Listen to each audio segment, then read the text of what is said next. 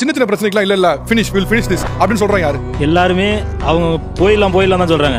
என் wife என்ன 2 மாசம் விட்டு போயிட்டேன். நானும் தங்கச்சி வீட்டுக்கு வரல, நாங்க வரேன் உடனே க்ளோஸ், டைவர்ஸ் கொடுத்துருங்க. எமோஷனல் பிளாக்மெயில் பண்ணல நீங்க அவங்கள? இல்ல சார், எனக்கு கல்யாணம் ஆகி 12 இயர்ஸ் ஆகுது. அவருக்கும் ஏஜ் டிஃபரெண்ட் இருக்கு. நான் சொல்லி கொடுத்தாலும் அவர் கத்துக்க மாட்டாரு. ஒரு ஸ்டேஜுக்கு மேல என்ன ஆயிடுச்சு அப்படின்னா செட் ஆகல. இந்த இன்ஸ்டாகிராம்ல இந்த ஜோடியா பண்றாங்கல்ல சார், அந்த மாதிரி பண்ணோம்னா நிச்சயமா நமக்கு வர்றதில்ல. அது மாதிரி எந்த நேரமும் ரீல்ஸ் போட்டோ யாருமே எடுத்தது இல்லையா? அது நான் ஆசைப்பட்டே தப்பா? பேசிக்கான ஒரு விஷயம் தான். ரீல்ஸ் பண்ணாதுக்குலாம் டைவர்ஸ் கேட்டா என்ன நியாயம்?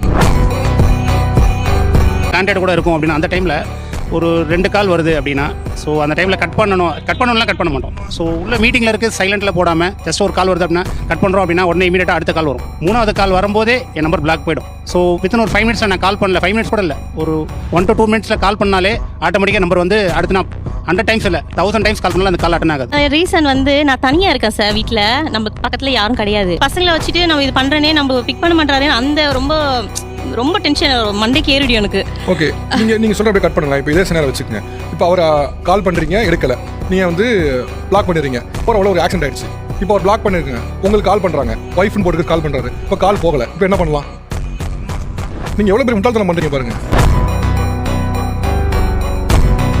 அது யோசிக்கவே மாட்டீங்களே. நீங்க உங்க கணவரோட எல்லா சோஷியல் மீடியா அக்கவுண்ட்ஸ் நீங்க ஹேண்டில் பண்றீங்களா? ஆமா. உங்க போன் 10 இயர்ஸா? 10 வருஷமா? ஆமா. அவனுக்கு பர்த்டே விஷஸ் வந்தா கூட அதுக்கு ரிப்ளை நான் தான் பண்ணுவேன். பட் ஒருத்தரோட ஐடென்டிட்டியை நீங்க கையில வச்சிருக்கீங்க. அவர் என்ன செய்யணும்ங்கறத வந்து நீங்க தான் முடிவு பண்றீங்க. So what? உங்க அடிமை இல்லையே. முன்னெல்லாம் ஒரு 25 வருஷத்துக்கு முன்னாடி நாங்கள் டாக்ஸிக் மேஸ்குலினிட்டின்னு சொல்லுவோம். ஆம்பளைனா அவங்க பையன் இவங்க பையன், அந்த ஜாதி இந்த ஜாதி, அந்த அருவா இந்த மீசெல்லாம் ஆண்கள் சுற்றிட்டு இருந்த மாதிரி இன்னைக்கு பெண்கள் சுற்ற ஆரம்பிச்சிட்டாங்க. இன்னைக்கு டாக்ஸிக் ஃபெமினிட்டி வந்துருச்சு. என் திருமணம்ன்றதை தான் நான் எல்லாருக்கும் காட்டுவேன். எங்கள் அப்பா கிட்ட காசை எங்கள் அப்பா மொட்டை அடிச்சு நான் வந்து ஹல்தி மெஹந்தி சங்கீத்து கல்யாணம் எல்லாம் பண்ணி கிழிச்சிருவேன் அப்படின்னு பெண்கள் நினைக்கிறாங்க. ஹனிமூன் இங்கே தான் போகணும், என் ஃப்ரெண்டு அங்கே தான் போயிருக்கா, குடும்பம்னா இப்படி தான் இருக்கணும், ஃபோட்டோ போட்டே தீரணும் அப்படின்னு பெண்கள் வந்து ஆண்களை ஆக்சுவலி கொடுமைப்படுத்துறாங்க. எப்படி டாக்ஸிக் மேஸ்குலினிட்டி 25 வருஷத்துக்கு முன்னாடி நாங்கள் அவ்வளோ போராடினோமோ, அவ்வளோ போராடி பெண்களுக்கான அந்த ஸ்பேஸை கிரியேட் பண்ணமோ, அந்த ஸ்பேஸை பெண்கள் அப்யூஸ் பண்ணுறாங்கன்றது உண்மைதான். பெண்களுக்கு இந்த சமுதாயத்தில் எவ்வளோ மரியாதை இருக்கோ அதே அளவுக்கு ஒரு பொறுப்பும் இருக்கு. நீங்க செட் பண்ற ஸ்டாண்டர்ட் இன்னொரு பொண்ணுக்கு கஷ்டத்துக்கு கொடுக்கூடாது.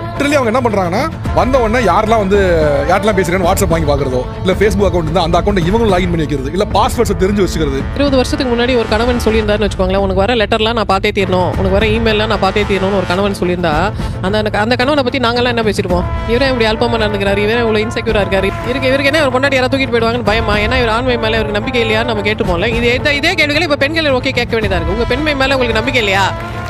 உங்க கணவனை யாராவது தூக்கிட்டு போயிடுவாங்க, நீங்க பயப்படுறீங்களா?